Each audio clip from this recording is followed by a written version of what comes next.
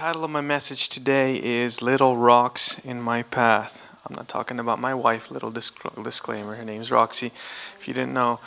I'm talking about actual little rocks. Little rocks in my path. There was a time when I was driving on a highway through the mountains. This was in Oregon with some of my friends. And we were just looking and talking about the mountains. Because ahead of us were these big cliffs. Obviously, you guys can imagine something like I-90, right? You guys all been on I-90? You don't live under a rock. But then, you guys can imagine I-90. You see the mountains. You see the cliffs. You see the hills, the mountain passes, right? The valley, the river, the trees, all of the beauty of the Pacific Northwest that you can imagine. And it's just awesome to behold all these great stones piled one on top of another to make a whole mountain. What's interesting is while we drive through the mountains, we never really personally encounter them per se, right? Because you're on a highway. Think about it. You're on a smooth road going on through the mountains, right? It's a wide road. It's a windy road where it needs to be windy. There's bridges, there's tunnels, just to get you where you're going smooth without hassle and convenience, right? Think about it. You never actually encounter who here has actually scaled a cliff, right? At least at YMCA, come on. Rock climbing. Not an actual hill, but yeah, who has actually rock climbed? There you go. That's awesome. See, that's what I'm talking about. Like a Oregon Trail style where you got to cross the mountain in the snow without any food, right? Or climb up a hill. We don't do that these days. We have convenience. Somebody caught a path through the mountains. Just go, enjoy it, look at the view, and it takes literally no effort except to push the pedal. Often, I feel like that's the way people talk about life, or you hear somebody talk about life this way, that it's the smooth road with a preset turn, a preset bridge, and a tunnel where it should be, and you hear people say phrases like just follow your heart, eat, drink, be merry, right? Just go. The path is already laid for you, and there's this expectation to be somebody specific and act a specific way, and there's these expectations of where you should go and what you should do. And I'm not trying to tell you that some of these things are wrong, but what I'm saying here today is that is this: when you yourself see that there is more to life than just to follow somebody else's expectations. Think about how preset our life is. When you're born, right, you develop, you go to kindergarten, then you go to school, then you go to college, then you get a job, then you go on vacation every year, and then you retire. And your life is almost like preset, like that's the way it's supposed to be, that's the way it is, and it's normal, right? I never understand the American fascination, or I guess like why they're all about like specific colleges. Like I'm a Husky. I don't get that, but that's a different topic. There is more to life than to follow a preset layout or this paved road that is already laid for you, right? And people, they set these expectations upon you, and they assert pressure, like this peer pressure on you to be just like them. And if you're not just like everyone else in this world, you're an outcast, you're weird, you're not very smart, right? Because you're like somebody who's different. And I want to say that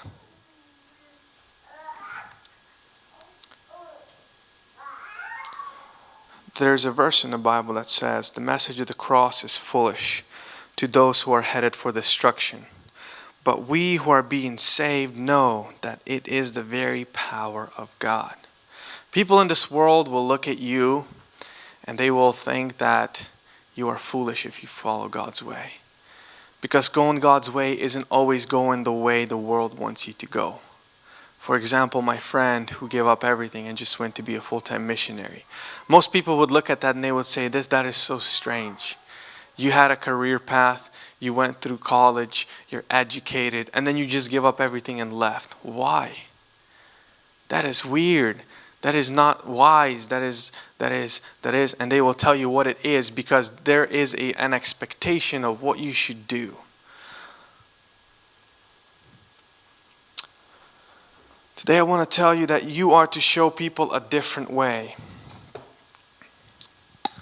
You are to be a little rock in their path. Why am I talking about a little rock in the path? Well, the rock I encountered wasn't so little, but it was a rock. So I'm driving with my friends on a road in Oregon. And somewhere, somehow, a rock rolled off a cliff. And we didn't see. I don't know what we were doing, where we were looking, but we ran over right. We just went right over that rock. And we got a big old hole in the tire. It was my Beamer. And we cracked the rim. To be fair, it was slightly cracked. But we cracked the rim, really cracked the rim. And the run flats, we were able to keep going. Weird, right? Because they're run flat tires. If you haven't heard about that, new technology, great stuff. We were able to keep going, but we did have to stop. We did have to consider what has happened. We did have to reevaluate, like, what are we going to do next? What's going on? And what I'm preaching about today is simply following everyone else. Everybody in this world, they expect a smooth destination. They expect the life to be a certain way. They live their life going to work, coming home, going to school, coming home, encountering their friends, going out with their friends, right? And that's it. That's all the life is. But that's not true, is it? That's not all life is. It's not just going to work. It's not just going to school and coming home. It's not just hanging out with friends. There is more to life. People that do not believe in God do not realize that. To them, the life is this highway. To them, the life is already preset, pre-made. You just follow the rules. You just follow where the road goes. You don't cross the line. You don't swerve to the side. You go where the road goes. But the Christians know. They know the truth. And the truth is this. It is Matthew 7, 13 and 14. Can we pull up Matthew 7, 13 and 14? It says the following. You can enter God's kingdom only through the narrow gate. The highway to hell is broad, and its gate is wide for the many who choose that way. But the gateway to life is very narrow, and the road is difficult, and only few ever find it. Why I'm bringing an example from my personal life today is because many people are driving this wide highway not realizing that there's so much more to life. That there is life with God. That there is life that leads to salvation. There is life that is a wonderful life. There is life where you are forgiven and you're able to forgive. So a lot of people in this world live in unforgiveness and hatred. There's a way to live where you are loved by your Father in heaven, where you're at peace, where all that you do is blessed and you are always provided for, and you're not afraid of tomorrow. A lot of people, they watch the news, they watch what's going on all over the world, and they're scared. They're genuinely scared. Just imagine you didn't have the Lord. How would you view the world? What would you think? Where would you lay your hope? We have the Lord. And we know that in the end, we win. We know the end of the story. We win. The Lord wins. But the people in this world that do not believe, they only see this highway, they only see the rules, and they see something on the side. They see the silhouette of a church like this huge mountain, and maybe it's beautiful, maybe it's mysterious.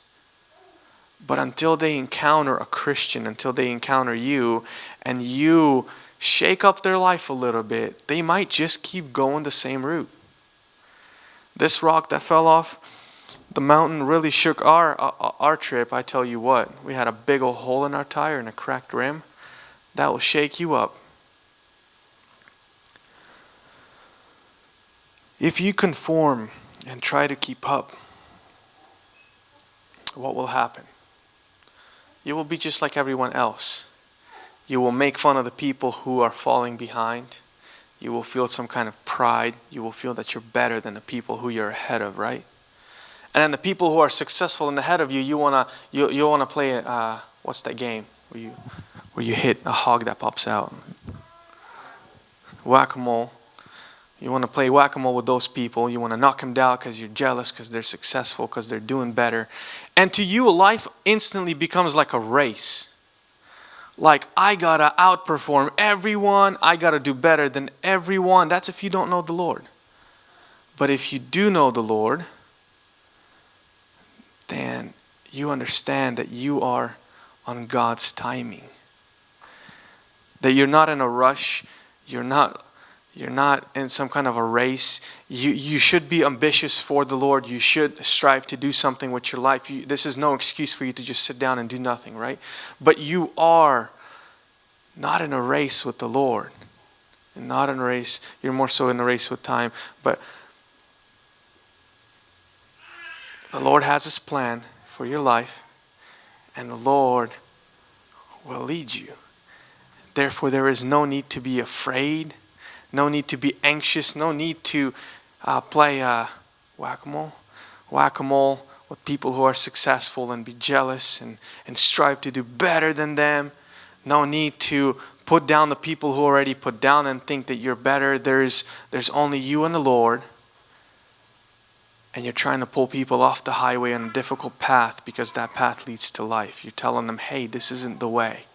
You are this little rock that falls off a hill, right? That little rock that comes out of a church and is affecting people. What is a rock? You guys want to hear a Google definition of a rock? That's weird, right? It's like something you never Google.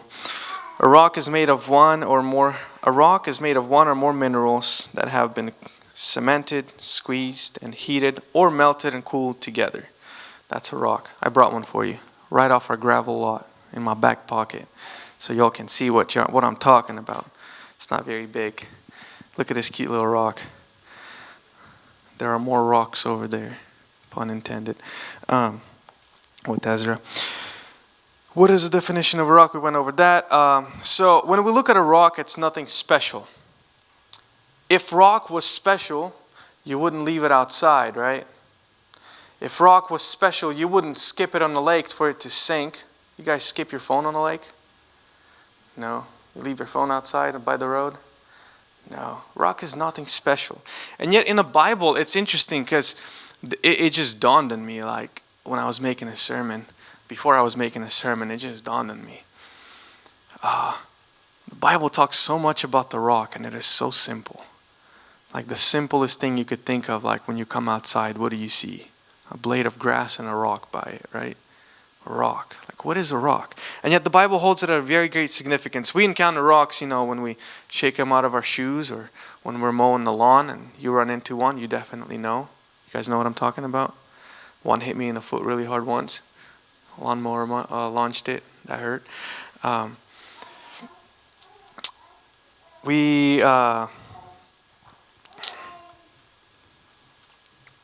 Let's see where I'm going with this. What I really like about the Bible talking about the rock or a stone, right? Stone, same thing. Rock, stone. What is the difference? Anybody know? Rocks, It's the same thing. So a rock and a stone, same thing. And I like how the Bible's talking about Jesus and calls Jesus the cornerstone. Matthew, I wish I wrote what chapter this is. I just wrote Matthew. So Matthew, chapter question mark, verse 42 says, Then Jesus asked them, Didn't you ever read this in the scriptures? The stone that the builders rejected has now become the cornerstone. This is the Lord's doing, and it is wonderful to see. I tell you, the kingdom of God will be taken away from you and given to a nation that will produce a proper fruit. Anyone who stumbles over that stone will be broken to pieces, and it will crush anyone it falls on. Anyone who stumbles over that stone will be broken to pieces, and it will crush anyone it falls on. And this is talking about Jesus. Jesus as the cornerstone of the church. When I was driving on the highway, all we expected was to reach our destination, but instead we encountered a stone or a rock in the middle of the road. It really messed up our day. I would say actually messed up my next 2 weekends. I had to get my car in Portland. That stuck there.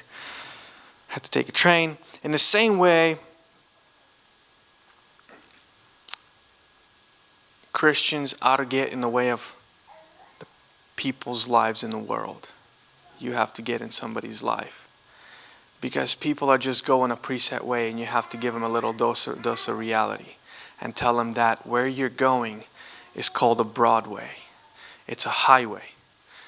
But where you ought to go is a difficult road, way out into the bush. Way out into the countryside. Where the going is difficult, but it leads to life. But if you follow everyone else, it will be leading you to destruction.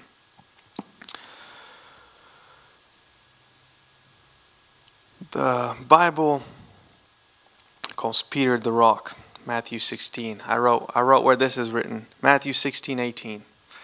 Matthew 16:18 says, "Now I say to you that you are Peter," which means rock. "And upon this rock I will build my church, and all the powers of hell will not conquer it." If I could have somebody on keys, we're just gonna close. Jesus Christ is talking to Peter. The very Peter who will eventually mess up a lot. You guys know the story of Peter? Peter, the same Peter that fell asleep in the garden when Jesus was praying. Peter, the same Peter who betrayed Jesus by denying him 3 times. Peter, the same Peter, the hypocrite who, was it Peter that ate with the Gentiles while the Jews were gone? And then when the Jews came, he was like, not communicate with them. Peter was the hypocrite there. He had to be rebuked in front of brethren. If you feel like you're not good enough, if you feel like you're insignificant, that you're tiny, that you don't matter, who am I in this church? Who am I at my school? Who am I at my job? When there's this huge world, there's this highway. Who am I to do any impact? To be in any way impactful, to matter in any way? I am just this little rock, right? Laying in the middle of the road. I am, but Jesus looking at you doesn't see you that way, because Jesus sees your full potential. Maybe Peter was a mess up, a screw up. Maybe Peter was insignificant once when he was just a fisherman. He was a nobody. But upon Peter, Jesus said, "Upon this rock I will build my church, and all the powers of hell will not conquer it." Rock may be little, may be worthless, may be insignificant, may not cost anything, but a rock may impact somebody's life quite significantly. You guys know a story where a rock impacted somebody very significantly? I'm talking about Goliath. Yeah, all right. Yes. Goliath may have been this broad highway, this giant, a warrior from his youth, really big, really strong, wearing all the modern armor of the time. Not very modern anymore, but very modern at the time. He was overcome by a little rock.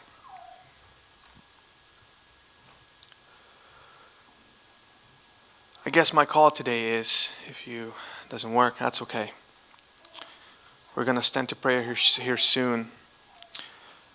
But my call to you today is, do not think that you're too little or too insignificant, or you messed up too much, or you've been a hypocrite. Maybe you have. But Peter repented.